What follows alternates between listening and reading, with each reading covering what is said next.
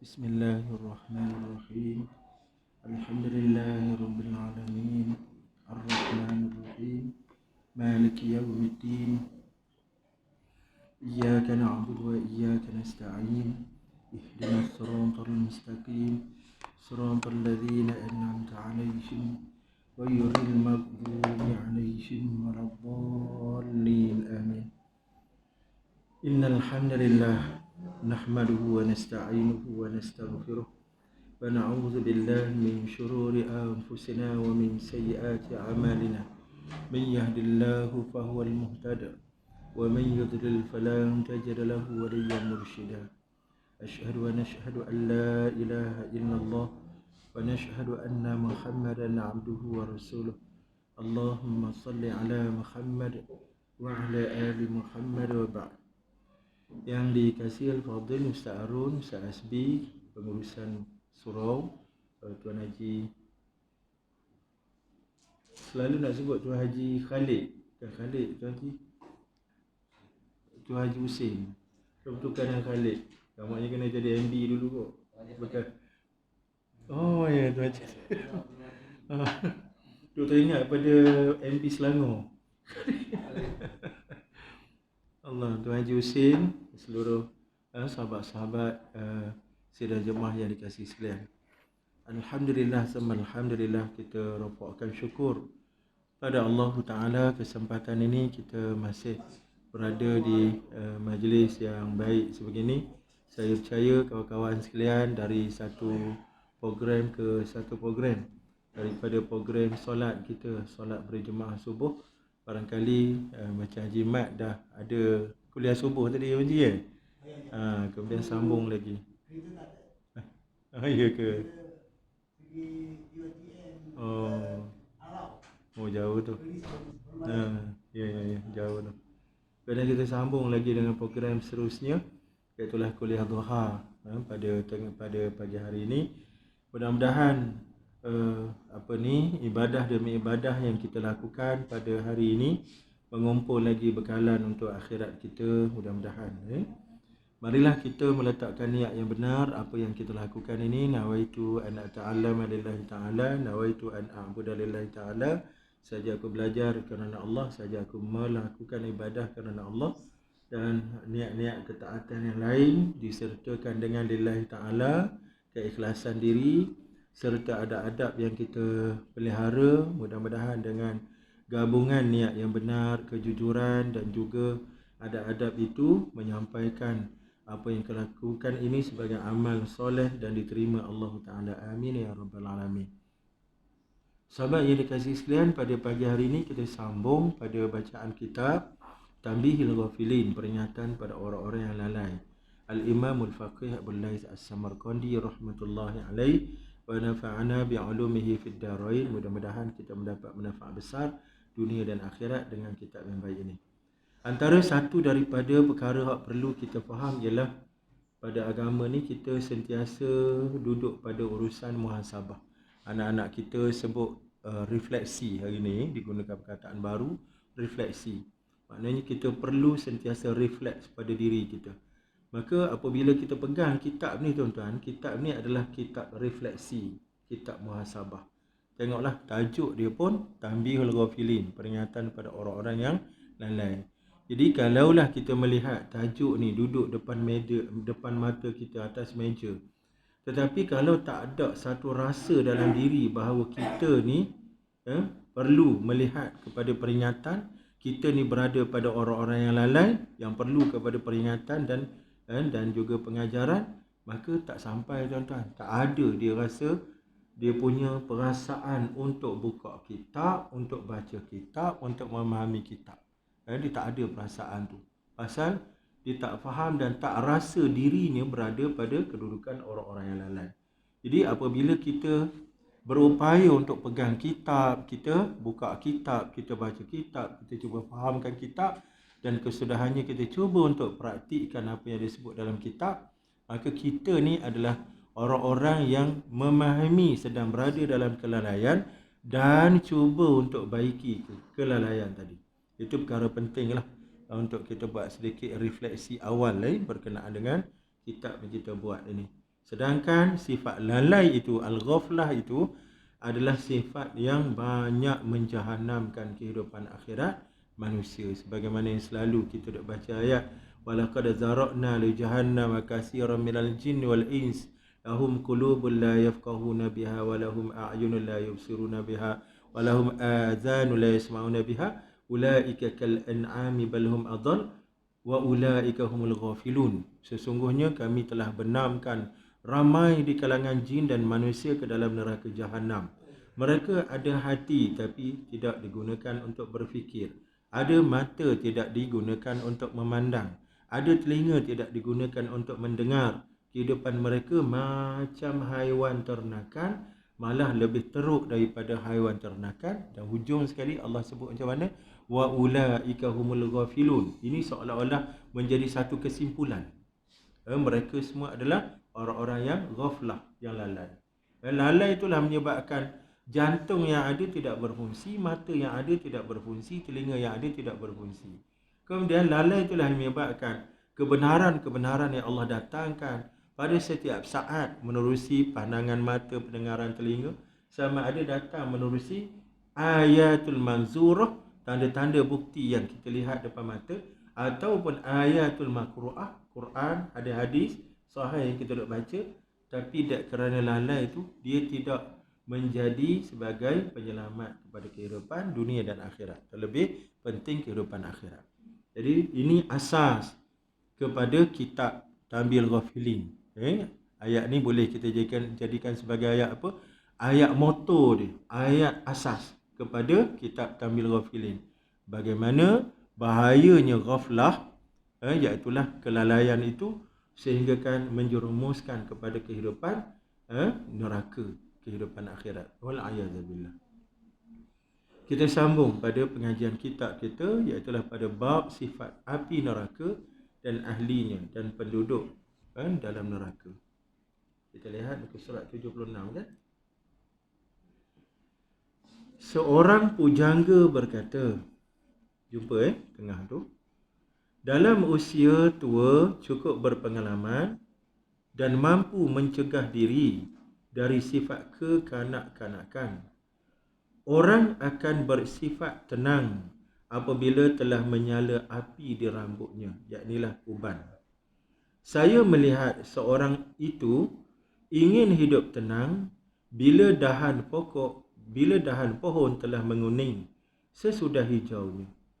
Jauhilah kawan yang busuk dan berhati-hatilah jangan menghubunginya. Tetapi bila tidak dapat, maka ambil hati-hatinya dan berkawanlah pada orang yang jujur, tetapi jangan suka membantah padanya. Engkau pasti akan disukai selama engkau tidak membantah kepadanya. Berkawanlah dengan orang bangsawan dan yang berakhlak baik budinya. Kita perhati sikit ayat ni ada bersimpul-simpul sikit tuan-tuan. Kalau boleh baikilah untuk kita buat bacaan kedua, ketiga nanti kita boleh faham dengan baik. Dalam usia tua yang penuh pengalaman dan mampu mencegah diri dari sifat kekanak-kanakan. Boleh nak baiki ayat-ayat tu supaya bila baca nanti kita boleh faham balik. Dalam usia tua yang penuh pengalaman dan mampu mencegah diri dari sifat kekanak-kanakan, bukan kekanak-kanakan. Seseorang itu akan bersikap tenang apabila telah beruban. Okey, kita tengok yang ni dulu. Dia sebut apa tuan-tuan? Iaitulah dikaitkan kita dengan usia tua, asy-syaikhukhah. Usia tua ni sebenarnya satu daripada nikmat yang Allah Ta'ala beri kepada kita. Itu kita kena faham dan kena ubah cara fikir kita. Sebab orang tak nak tua ni kan. Orang tak nak. Ya ke orang tak nak? Tak nak di usia ni sampai ke ada obat untuk baiki rambut putih jadi hitam kan. Ada obat untuk tegankan urat, jangan nampak kedut. Orang tak nak tua-tua ni, orang tak nak. Jadi sedangkan dalam urusan, kalau kita bincang dari sudut agama, ia merupakan satu daripada nikmat dan juga rahmat Allah Ta'ala. Kenapa? Yang pertama sudah tentu kerana orang tua ni tak sedap sebut orang tua Orang tak berapa muda. Patut nampak lain macam ni tengok saya. Veteran, warga emas cantik bahasa kita tu, warga emas. Cantik. Sebelum sampai emas tu, perak, platinum ke apa dia. Orang tak berapa muda ni. Okey, apa yang hebat pada dia orang ni? Sudah tentu dari sudut ilmu dan pengalaman. Ilmu dan pengalaman. Apabila kita bincang tentang akhirat, tentang agama, sudah tentu ilmu orang hak tak berapa muda ni lagi tinggi banyak berbanding dengan anak-anak dari sudut ilmu. Dari sudut kematangan pun sama. Pengalaman orang hak tak berapa muda lagi banyak berbanding dengan pengalaman orang yang tak berapa tua. Boleh faham cikgu ya? Kemudian dari sudut amal, orang-orang yang kita kata tak berapa muda tadi lagi banyak amalannya daripada orang yang tak berapa nak tua. Boleh faham tak Maknanya dari sudut tu lebih orang hak tak berapa muda ni. Saya nak tambah satu lagi. Dari sudut duit dalam poket pun Haji. Orang tak berapa muda ni lagi banyak duit daripada orang-orang hak tak berapa tua. Orang muda tak ada duit, belagak ramai. Kan? Hak banyak duitnya orang hak dah umur 60, EPF dia tengok dah berapa banyak kan. Nak ceritanya apa? Dari sudut kelebihan. Sebab kita selalu pandang orang hak tak berapa muda ni nampak macam kita kata liability. Satu bentuk liability, beban, satu bentuk masalah dalam masyarakat, masalah. Itu kalau kita pandang dari sudut tu.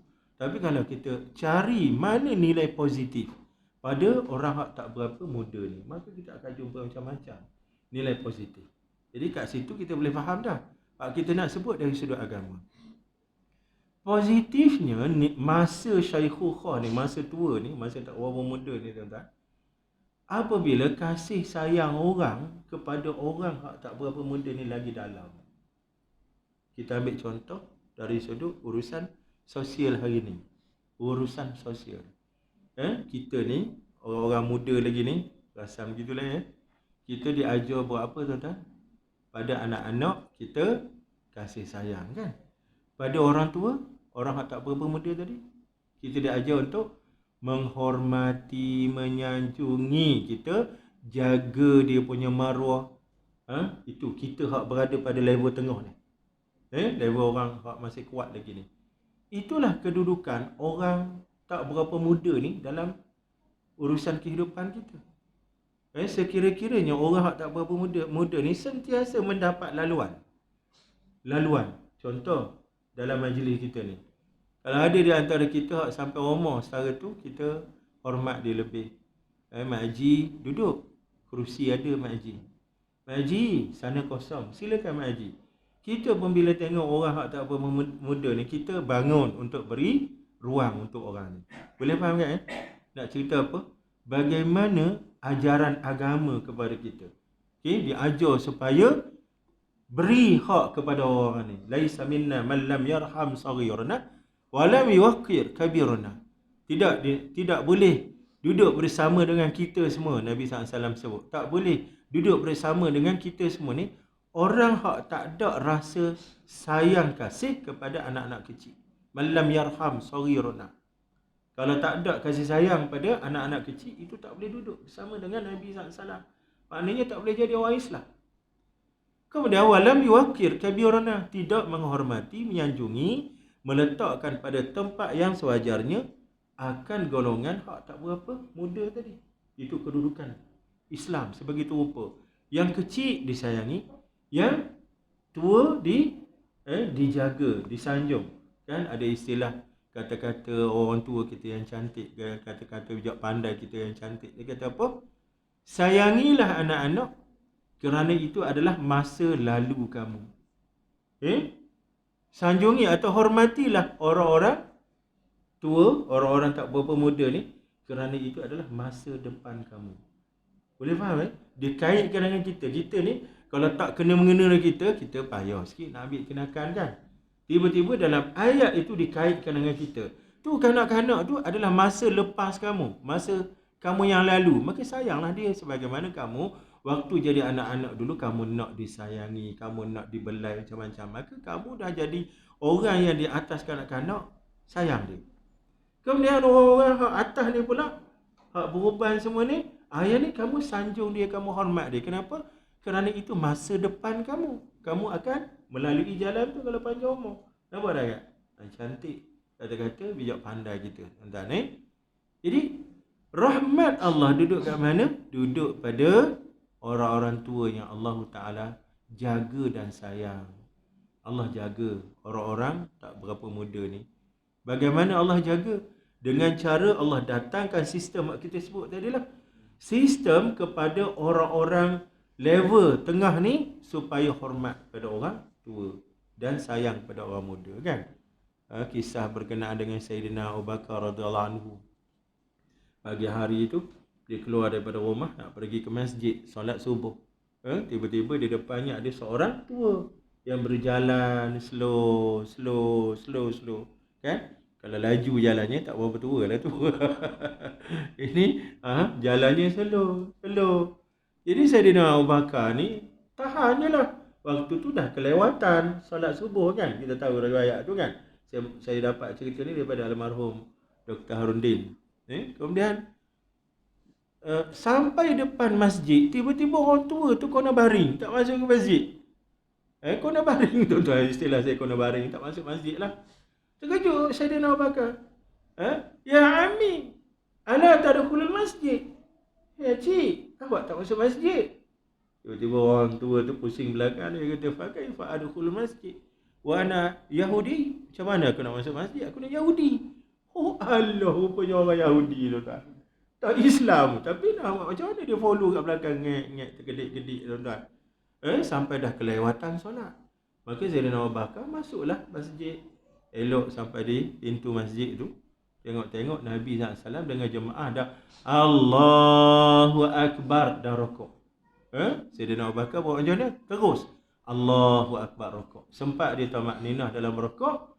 Maka Sayyidina Abu Bakar sebut macam mana? Alhamdulillah. Sebut Alhamdulillah pasal apa? Pasal dapat rakaat tu kan. Sempat bersama dengan Nabi SAW dalam rakaat tu. Maka Alhamdulillah Sayyidina Abu Bakar tu disampaikan oleh Jibril Al-Amin, bawa ke telinga Nabi kat depan. Jibril sebut pada Nabi SAW, Sami Allahu liman hamidah. Terus Nabi pagi tu bangkit daripada rokok, i'tidal, Nabi baca Sami Allahu liman hamidah. Apa maksud Sami Allahu liman hamidah?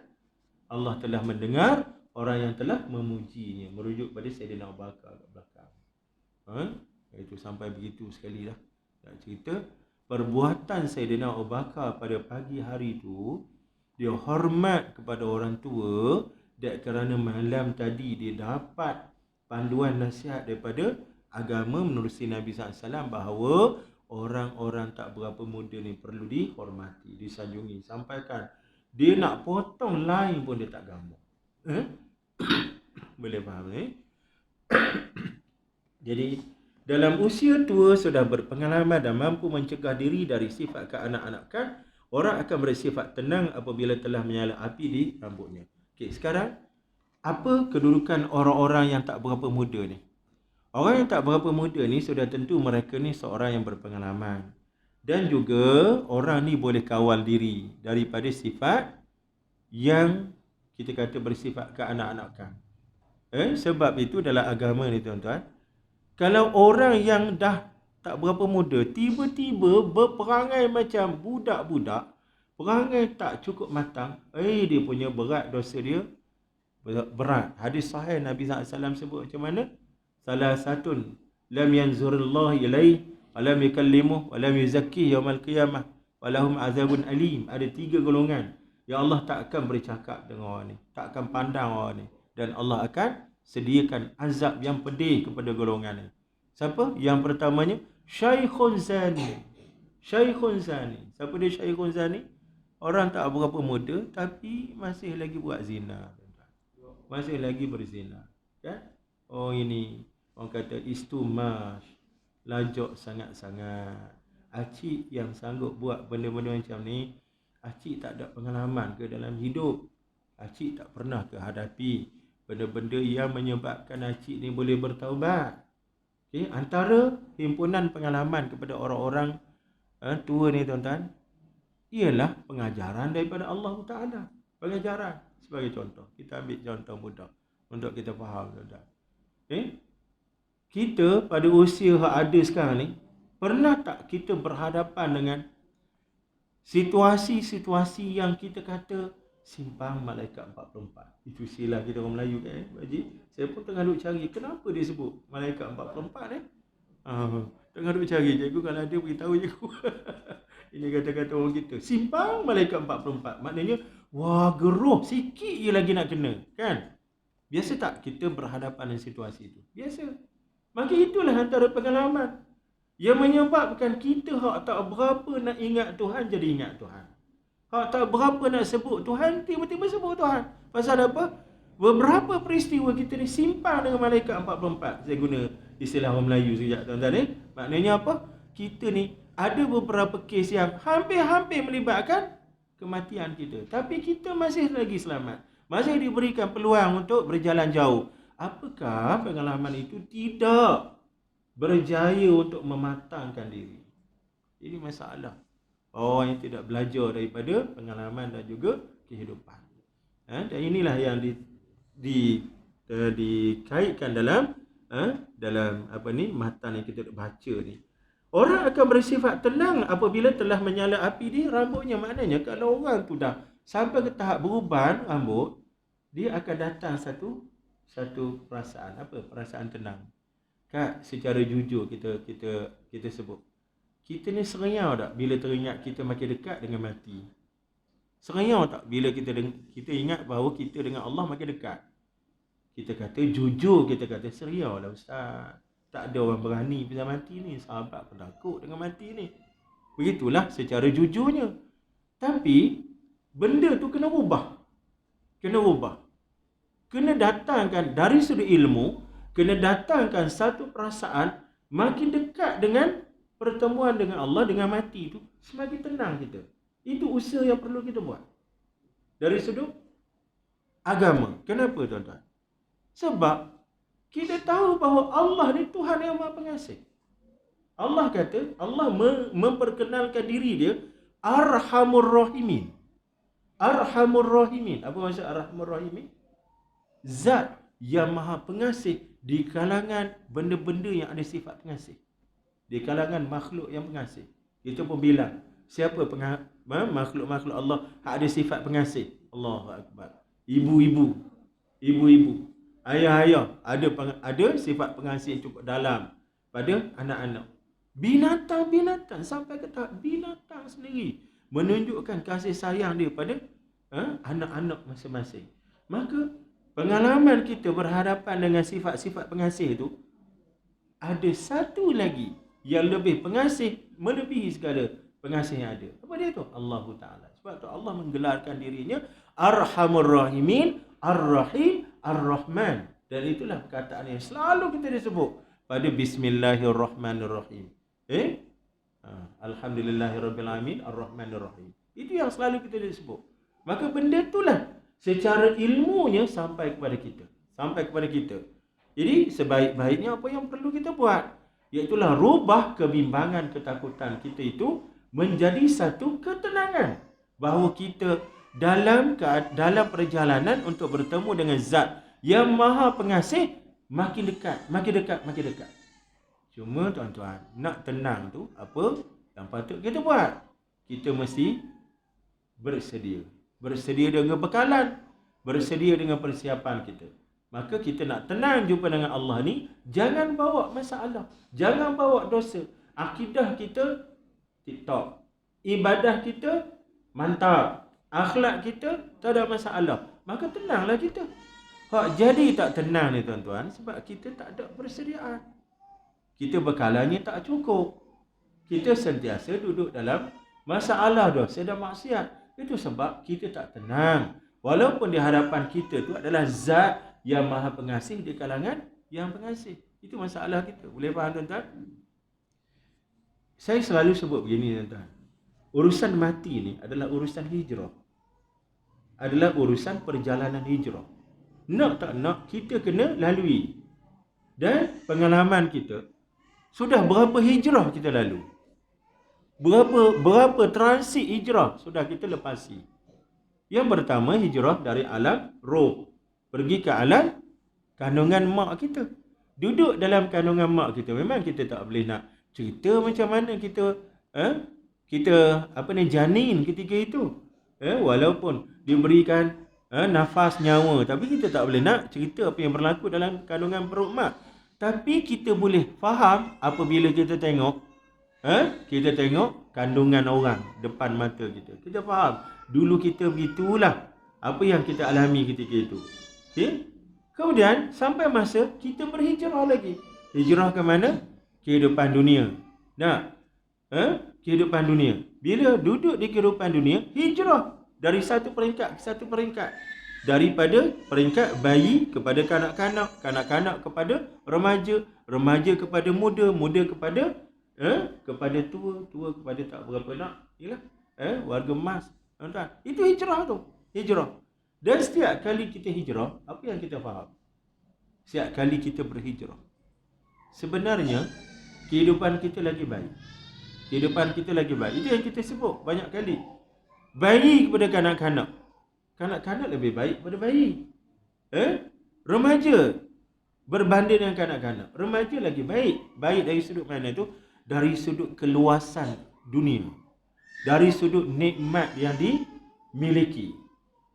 Orang muda lagi baik daripada kanak-kanak. Sebab orang muda ni nafsunya makin luas. Keinginannya makin terbuka, makin besar. Gitulah seterusnya. Sampai ke tahap warga emas. Warga emas lebih baik daripada orang-orang bawah dia. Kenapa? Sebab kehidupan warga emas ni selalunya dikaitkan dengan ketenangan. Dengan keamanan, dah tak serabut dengan itu, tak ada kerja pejabat, tak ada bebanan ini, tak ada tugas-tugasan ni dia kerja, tak ada dah. Sekiranya kita ikut laluan dengan baiklah tuan-tuan. Tapi kalau laluan tu tak baik, dia jadi serabut lah. Hasil daripada kegagalan kita mengawal bahagian bawah, dikesan daripada kegagalan itu dia akan bawa sampai ke jalanan hijrah ke atas. Kenapa? Tua kita jadi serabut? Sebab zaman muda kita tak jaga dengan baik. Kenapa zaman warga emas kita jadi huru-hara? Kenapa? Kerana zaman sebelum tu kita tak jaga dengan baik. Itu cerita lain lah tuan-tuan. Ini cerita secara umum. Nak ceritanya, hijrah makin baik, makin baik, makin baik. Maka di sana ada hijrah yang dipaksakan pada kita. Nak tak nak kita kena hadapi. Apa hijrah itu? Mati. Maka dalam agama, yang perlu kita faham, apabila kita mati, kita bertemu dengan Allah. Maka bila bertemu dengan Allah, apa yang berlaku? Selama ini, hidup kita selama 40-60 tahun, kita berkhidmat sebagai hamba Allah kerana Allah beri janji kepada kita. Maka bila bertemu dengan Allah, apakah kita tak dapat janji itu? Sudah tentu janji itu akan diberi kepada kita. Wah, kita tak nak ke dapat hadiah daripada Tuhan? Itu benda-benda yang perlu kita fahami. Untuk apa? Untuk kita datangkan ketenangan pada diri kita apabila kita ingatkan kepada mati. Saya ingat pesanan almarhum al-syahid Dr. Syed Ramadan Al-Buti.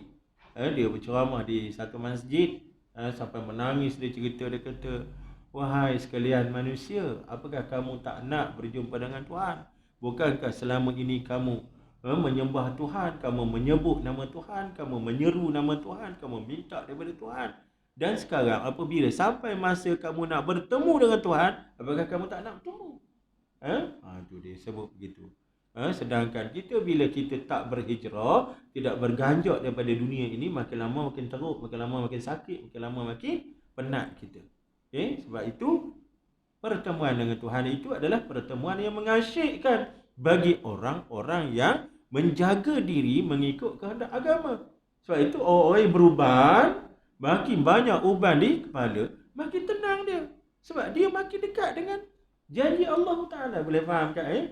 Benda-benda macam ni kita nak berasaskan kepada ilmu, insya-Allah.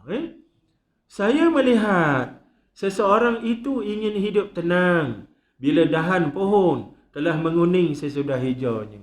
Ini saya lupa nak sebut. Seorang pujangga.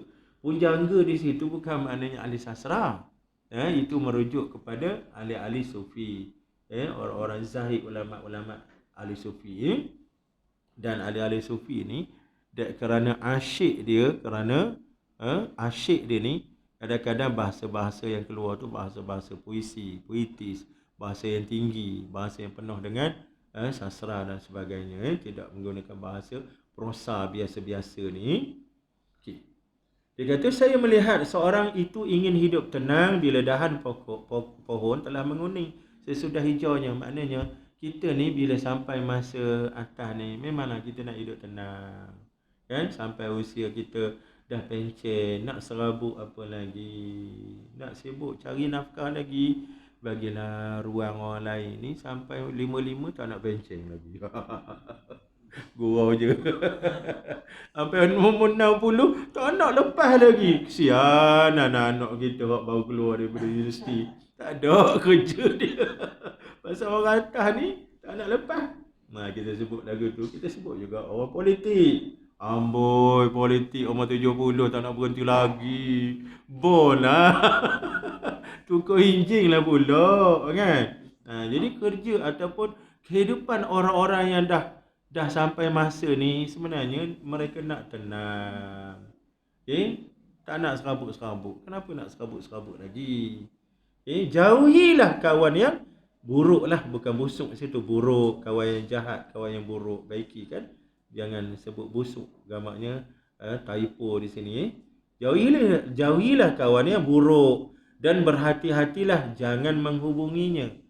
Maksud jauhi jarak kawan yang buruk ni, ini dari sudut kita meletakkan walak. Boleh faham tuan-tuan? Walak maknanya kita meletakkan kesetiaan, kepercayaan. Kita ambil dia sebagai imam kita. Jangan melibatkan kawan-kawan yang buruk. Apa maksud buruk di sini? Buruk di sini dari sudut pandangan agama. Sudah tentu orang yang rosak agamanya, rosak akidah, ibadah, akhlak. Boleh faham tuan-tuan? Adapun dari sudut dakwah, kita tak boleh buang kawan-kawan yang buruk. Itu dari sudut dakwah. Boleh faham tuan-tuan? Sebab menjadi kerja kita, tugas kita pada agama untuk berdakwah, membaiki, menasihat, memulihkan orang-orang yang tak berapa nak baik ini. Itu menjadi ujian kepada kita. Boleh faham tu? Maksud jauhi di situ dari sudut meletakkan walak, kesetiaan, kepercayaan. Jangan percaya pada orang-orang tak baik agamanya. Okey? Tak kena tak apa. Bila dah kena, nangis keluar air mata darah, kan? Pesanan agama dah cantik. Tapi dari sudut dakwah, jangan buang. Hubungilah.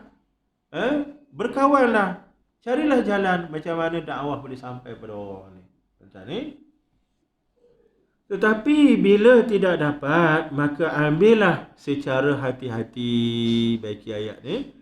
Tapi bila tidak dapat, maknanya kena juga berkawan dengan orang buruk ni, maka ambillah, berkawanlah secara hati-hati. Bukan ambil hati-hatinya, baiki ayat tu. Maka ambillah secara berhati-hati. Dan berkawanlah pada orang yang jujur. Tetapi jangan suka membantah padanya. Ada orang jujur, aku sedap kawan dia. Pasal apa? Betul-bendul budak tu. Dia dengar je benda kita cakap. Amboi, itu sebab seronok berkawan dengan dia. Asyik pau dia je. Itu rugilah. Sebab orang-orang yang baik, yang dalam agamanya, hak dia pada kita ialah untuk kita hormat dia, kita sayang pada dia, hormati dia, dan kita mengambil fadilat daripada diri dia. Itu hak yang perlu kita ambil daripada dia. Boleh faham tuan-tuan ni? Engkau pasti akan disukai selama engkau tidak membantah kepadanya. Betul lah, orang tak banyak komen ni memang orang suka lah. Berkawanlah dengan orang bangsawan dan yang berakhlak baik budinya. Apa maksud berkawan dengan orang bangsawan? Maksud di sini tuan-tuan, orang bangsawan ni merujuk pada orang yang standard tinggi tuan-tuan. Level kehidupan tinggi. Apa yang baik pada orang ni? Orang yang level tinggi ni, baik pada mereka adalah dari sudut tamadun. Boleh faham tuan-tuan? Orang ni, orang kata apa? Cara fikir mereka, lifestyle mereka adalah lifestyle maju. Orang maju. Kita boleh bayang tak? Antara orang kampung dengan orang bandar. Apa beza orang kampung dan orang bandar? Satu orang kampung, satu orang bandar. Apa beza dia? Orang kampung, dari sudut kesetiaan, kita sebut orang kampung lebih setia. Lebih jujur. Orang bandar, banyak dia bengkok-bengkoknya, bengkok-bengkoknya. Banyak dia punya, orang panggil apa, putar beliknya. Itu dari sudut kesetiaan. Tapi dari sudut kehidupan, orang kampung primitif, konservatif. Orang hak tak pandai nak bawa diri dalam dunia yang terbuka. Tapi orang bandar, orang ni maju. Orang ni maju. Orang yang pandai menguruskan diri dalam keterbukaan kehidupan. Maka yang dimaksudkan berkawanlah kamu dengan orang bangsawan, maksudnya kita mesti berkawan dengan orang-orang hak level tinggi ni dari sudut mengambil manfaat cara hidup yang maju, yang terbuka, yang kita kata apa, yang cerdik. Itu tuan-tuan maksudnya. Boleh faham tuan-tuan ni? Dalam ilmu tamadun ini dibincangkan bagaimana kehidupan bandar adalah kehidupan yang civilized life, kehidupan yang civilized, yang bertamadun, berbanding dengan kehidupan desa yang primitif, yang ketinggalan. Kita tanya ini dia tak tahu, tanya itu tak tahu. Tapi bila tanya orang bandar, macam-macam dia tahu, telajak tahu pun ada. Boleh faham tuan-tuan ni? Jadi maksud di sini gitulah. Boleh faham ni? Dan yang berakhlak baik budinya. Ya betul, dari sudut akhlak, orang-orang bandar ni dia lebih halus akhlak dia. Pasal ilmunya jauh, pembacaannya banyak, pergaulannya terbuka. Maka akhlaknya lagi baik. Tapi kesetiaan orang kampung lagi setia tuan-tuan, lagi jujur. Tapi nak buat isteri kat mana? Bandar ke kampung? Cikgu tanya cikgu lah. Cikgu kata dua-dua ambil ustaz, tak payah gaduh. Setuju tu. Kena cerita kat Haji Hussein. Haji Hussein dua-dua boleh. Orang kampung boleh, orang bandar pun boleh. Boleh Haji? Haji Hussein dia ada benda tu nak cerita. Karang jaga dah karang. Dia simpan tu. Maka siapa yang berbuat baik pada orang yang tidak berbudi, berarti dia telah membuang budi itu dalam laut. Ya betul, maknanya macam kita kata apa? Macam melepaskan anjing yang tersepit kan? Lepaskan anjing yang tersepit. Dia gigitnya kaki kita. Ada satu YouTube tu, kawan tu dia lepaskan anjing yang tersepit antara, adalah satu jerak apa tak?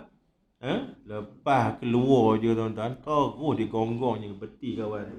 Kawan tu dah lama dah tersepit. Lepas geram lah tuan-tuan, gigit. Meraung kawan tu. Dan Allah mempunyai syurga yang selebar langit, tetapi diliputi dengan kesukaran-kesukaran. Itu maksud hadis Nabi pun sama juga. Haffatil jannah bi syahwat, bil makarih, iaitu syurga itu dilingkungi dengan al makarih, dengan benda-benda yang bersifat sukar, yang nafsu tak suka. Imam Abu Lais meriwayatkan dengan sanadnya dari Abu Hurairah radhiyallahu anhu berkata, Nabi SAW bersabda, Allah memanggil malaikat Jibril dan menyuruh melihat syurga dengan segala persiapannya untuk ahlinya. Maka ketika kembali berkata Jibril, demi kemuliaanmu, tiada seorang yang mendengarnya melainkan dia akan masuk ke dalamnya. Maka diliputi dengan serba kesukaran dan menyuruh Jibril kembali melihatnya. Maka kembali melihatnya. Kemudian dia, iaitulah Jibril berkata, demi kemuliaanmu ya Allah, saya khawatir kalau tiada seorang pun yang masuk ke dalamnya, iaitulah syurga. Okey, ini apa ni tuan-tuan? Iaitulah hadis Nabi SAW satu ketika apabila Allah Ta'ala menyiapkan binaan syurga dan segala isi nikmat syurga, maka Allah panggil ketua malaikat untuk buat lawatan. Kita kata site visit lah. Tengoklah apa yang disediakan Allah Ta'ala itu. Maka lepas melihat nikmat dalam syurga ni, Allah minta laporan daripada Jibril dalam keadaan Allah Maha mengetahui apa yang berlaku. Maka Jibril buat laporan. Dia kata kalaulah begini keadaan syurga, saya yakin bahawa setiap orang yang mendengar tentang nikmat syurga akan terpaut hati, akan rindu dendam untuk masuk syurga. Kan? Kemudian Allah Ta'ala menyiapkan pula halaman syurga. Halaman syurga, serambi syurga, pagar-pagar syurga.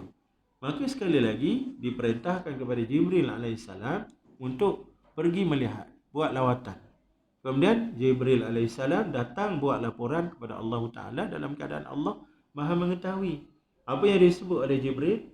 Ya Allah, kalau beginilah keadaan pagar, serambi, halaman syurga, kaki 5 syurga ni, aku takut tak ada seorang pun akan masuk syurga. Kenapa tu?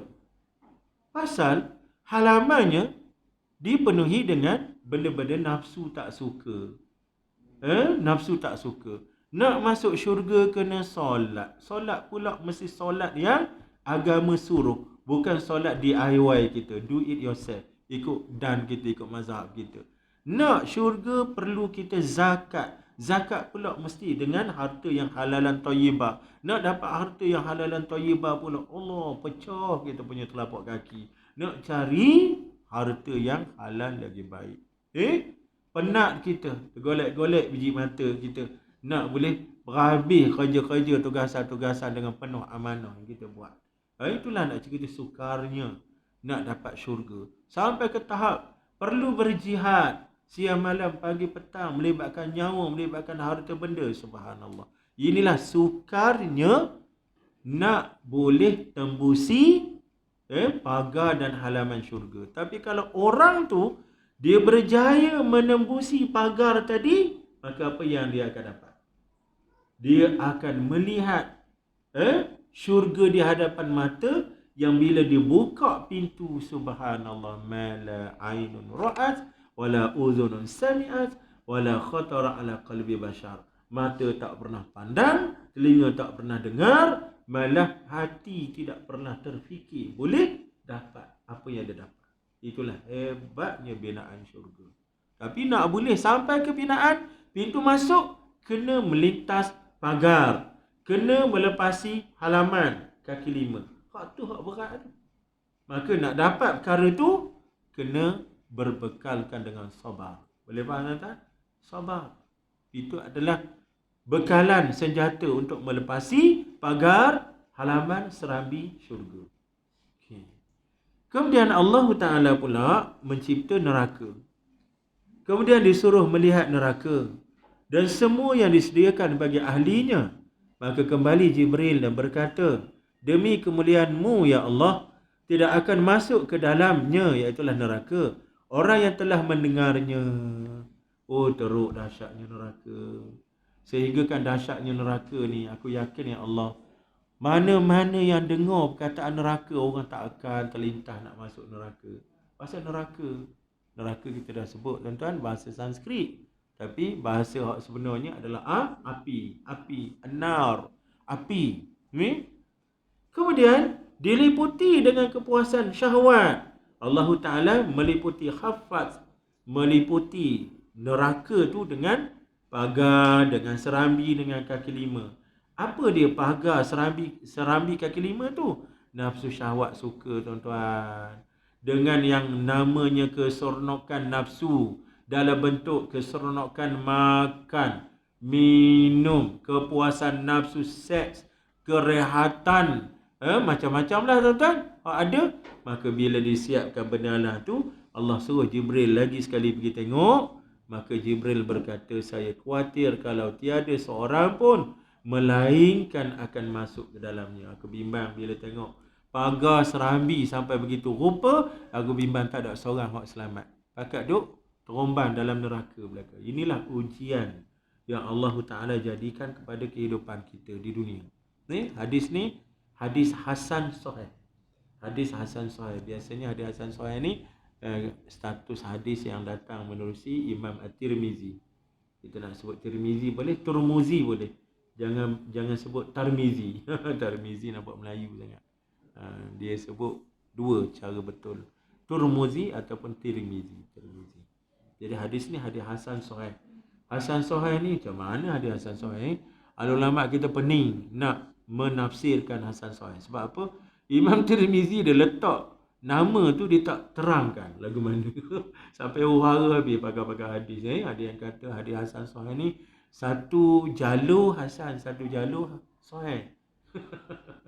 Macam-macam. Tapi hak dipakai oleh kebanyakan pakar-pakar hadis ialah hadis hasan sahih adalah hadis sahih yang baik. Hasan tu memberi maksud baik di situ. Yang sahih dan baik. Baik apa? Baik dari sudut sanad dan baik dari sudut matan. Gitulah. Jadi ini hadis yang kita boleh pakai. Juga Nabi SAW bersabda, kamu boleh menyebut tentang neraka sesukamu, maka tiada menyebut seseorang melainkan api neraka itu jauh lebih ngeri dan lebih keras daripadanya. Apa maksud dia, tuan-tuan? Iaitulah bab neraka ni, tuan-tuan. Jom kita bincang pasal neraka. Kita ajak kawan-kawan kita, jom kita bincang pasal neraka. Dan ni kita panggil seorang lah hak pandai ceramah. Siapa pandai ceramah? Siapa Sabut Ustaz ABC lah. Ustaz ABC ni memang power kalau dia berceramah. Kalau dia bawa cerita sedih, orang boleh menangis. Kalau dia bawa cerita seronok, orang boleh ketawa seronok, tak sedar. Tak sedar diri, tak ingat pada masalah. Okay, jom kita sewa Ustaz ABC ni. Maka kita pun berkumpul. Ustaz ABC ni pun ceritalah dengan kemahiran berceramah dia, dengan kemantapan ilmu yang dia ada. Maka dia bercerita dengan kepandaian dia tadi tentang azab neraka.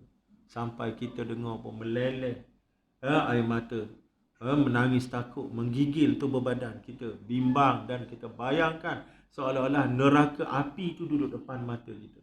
Maka apa yang disebut dalam teks ni, dia kata, setara mana kamu duk bincang pasal neraka, kamu duk ingat pasal neraka, kamu duk sebut pasal neraka, duk ulang pasal neraka, hak sebenar-benar di sisi Allah tak serupa tau. Dia lagi dahsyat dan dahsyat. Tazakkarun nar fama indallahi asyaddu.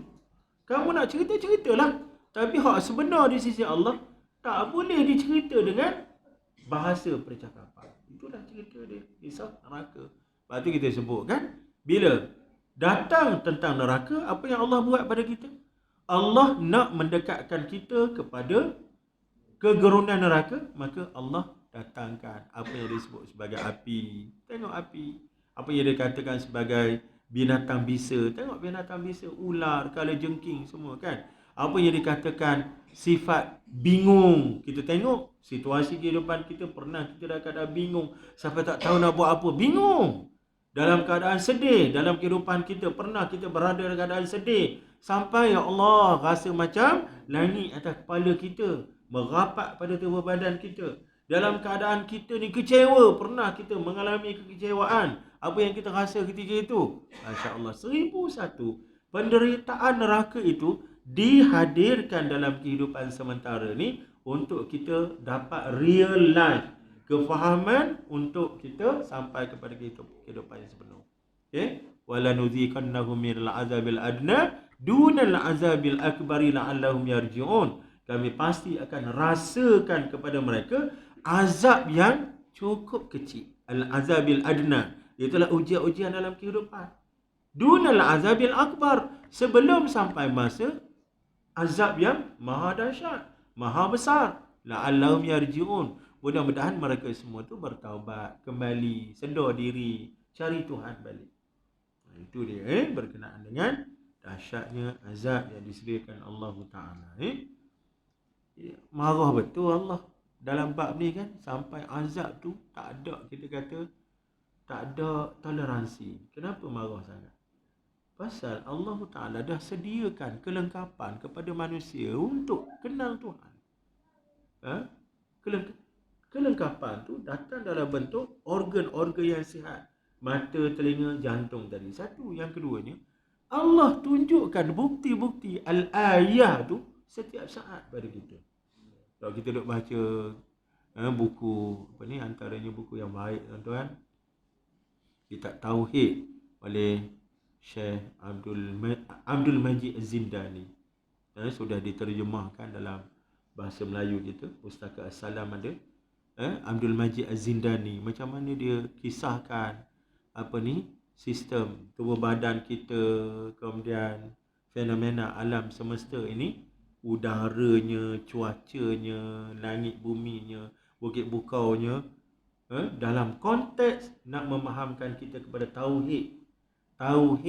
Sekira-kiranya bila kita ada ilmu tu, kita tengok angin yang melintas, merasai deruan angin, kita boleh sampai kepada Allah Ta'ala. Bila kita melihat hujan yang turun, kita boleh sampai kepada Allah Ta'ala.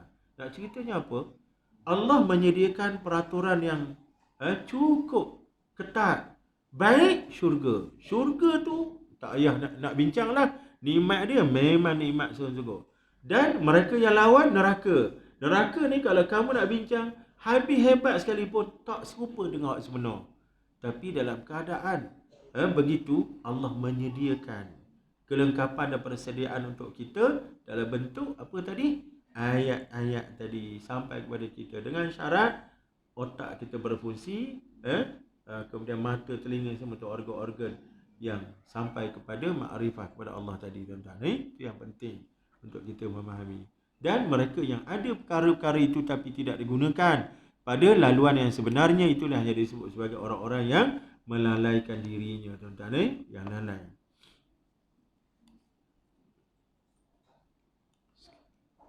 Kemudian Imam Abu Lais Samarqandi meriwayatkan dengan sanadnya dari Maimun bin Mahram berkata, ketika turun ayat A'udzubillahi minasyaitonirrajim, wa inna jahannama lamaw'iduhum ajma'in, sesungguhnya neraka Jahannam itu sebagai ancaman bagi semua mereka, Salman Al-Farisi meletakkan tangan di atas kepalanya dan lari keluar selama 3 hari baru diketemukannya. Maknanya Salman Al-Farisi sampai ayat tu menyerap dalam diri, tuan-tuan, ancaman Allah, bagaimana Allah letakkan sebagai ancaman kepada neraka Jahannam, ataupun neraka Jahannam ini sebagai ancaman kepada kita semua, tuan-tuan, menyebabkan Salman Al-Farisi ni takut benar, faham dia tentang hakikat neraka, sampai lari, tak tahu pergi ke mana, tuan-tuan, nak mendamaikan diri. Dia kerana seriaunya, takutnya apabila dengar ancaman Allah Ta'ala sebegitu rupa, maka orang tak jumpa kelibat dia, Salman Al-Farisi ni. Sedangkan dia ni adalah orang yang sentiasa duduk di belakang Nabi SAW, Salman Al-Farisi. Kita tahu kan peribadi Salman Al-Farisi, dia disebut sebagai the true seeker, orang yang mencari kebenaran. Kan kisah Salman mencari hidayah Allah cukup inspirasi pada kita. Dia ni dari keluarga Majusi, mak ayah dia menyembah api, tuan-tuan, menyembah api. Satu tempat di sebelah Iran sana. Maka bagaimana dia melihat satu hari orang-orang Kristian sembahyang dalam gereja, maka dia rasakan bahawa Kristian lebih baik pada sembah api, Majusi tadi. Terpaut hati dia kepada Kristian, tuan-tuan. Maka dia minta izin daripada mak ayah dia tak bagi, dia lari, tuan-tuan, daripada keluarga dia wakafkan diri dia kepada padri, sanggup berkhidmat kepada padri, kepada agama Kristian, sebab dia rasa Kristian lebih baik, agama yang benar. Maka sepanjang masa dia berkhidmat dengan padri itu, hinggalah padri itu mati. Sebelum padri itu mati, dia minta panduan daripada padri itu, dia nak bawa diri dia ke mana. Maka padri itu unjukkan satu tempat, padri yang kedua, untuk dia pergi berkhidmat di sana. Dan sepanjang dia berpengalaman dengan padri yang pertama tu, dia cerita bagaimana menipunya padri itu.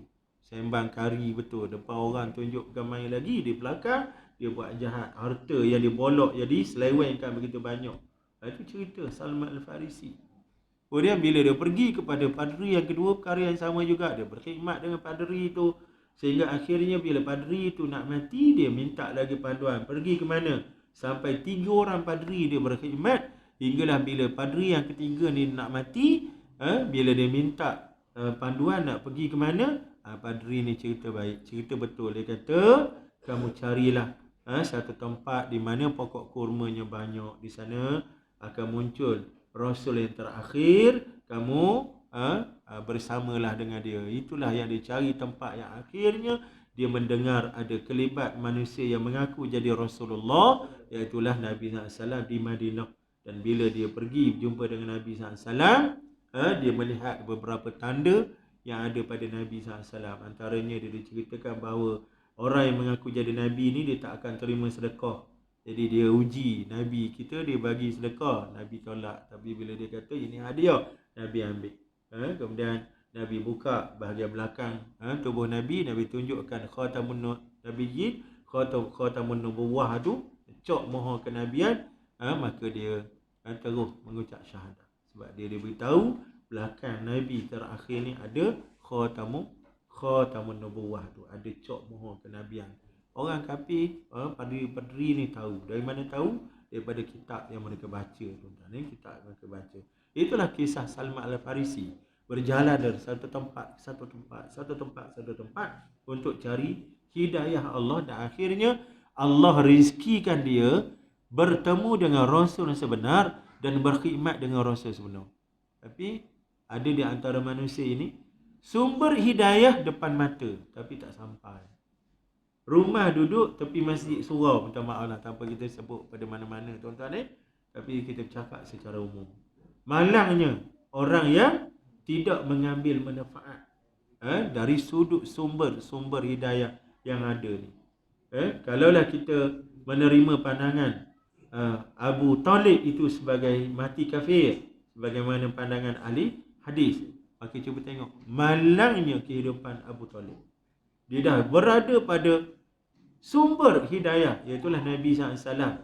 Melihat mukjizat depan mata, mengetahui kebenaran Nabi. Bila dia jumpa dengan orang Islam, dia kata, ittabi'u Muhammadan fa innahu yad'u li al-khair. Kamu ikutlah Muhammad, kerana Muhammad ni mengajak benda baik. Benda baik. Dia beri nasihat ke orang, tapi dia tidak bersama. Kalau kita ambil pandangan ahli hadis lah, sebab ada pandangan yang mengatakan Abu Talib ni Islam, tapi pandangan ahli hadis kata tidak Islam. Jadi bayangkan ruginya peribadi ni. Sedangkan orang nak cari, nak jadi baik ni, berjalan daripada sebelah Iran tu, pergi ke Iraq, pergi ke Syria, hari ni tuan-tuan, sehingga akhirnya baru sampai ke Madinah. Nak boleh sampai berjumpa dengan kebenaran. Samalah dengan sebahagian masyarakat kita, tuan-tuan, sumber hidayahnya sudah ada. Orang-orang agamanya senang dicapai. Duduk bersama dengan orang-orang baik, tapi baik orang baik itu tidak melimpah pada diri. Itu rugi kan. Boleh faham tuan? Datang ke seorang masjid melakukan ibadah, tapi walhasil daripada ibadah yang dilakukan tidak menyelamatkan diri. Kenapa? Ikhlasnya tak ada, ilmunya tidak benar. Jadi benda-benda yang tidak memberi manfaat. Boleh faham tuan-tuan? Jadi benda-benda ni kita insya-Allah kita sebut sebagai satu refleksi dari muhasabah. Sekadar ni lah tuan-tuan untuk pagi ni, insya-Allah panjang umur. Ada jodoh pertemuan diizinkan Allah Ta'ala, kita sambung pada muka surat 78. Yang ni tuan-tuan hadis yang cukup panjang. 1, 2, 3, 4, 5, 6 halaman tuan-tuan 6 halaman hadis ni. Hadis ni hadis dhaif, tapi kita baca tuan-tuan baca secara umum begitu insya-Allah Okey, sekadarnya silakan Banji nak sebut apa-apa Banji. Salam dulu. Bab orang tua tak? Bab orang tua tadi. Ini zaman dia lagi ni, zaman dia lahir. Rabiul awal kan, Rabiul awal kan. Rabiul awal. Rabiul awal apa Nabi sekarang ni umur 40 tahun. Dilantik menjadi Nabi. Masa tu dia matang. Semua dia matang. Apa bab matang? Sekarang ni umur 40 tahun tak matang-matang. Tak matang-matang. Allah. Pertama. Jawab teruslah. Bukan setakat 40, 60 pun tak mata-mata.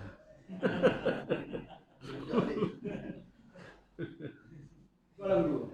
Tengok pada hadis ini. Apa kata Umar? Tidak Umar.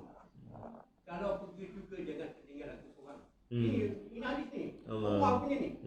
Benar kalau kita tengok tu, ini Umar punya.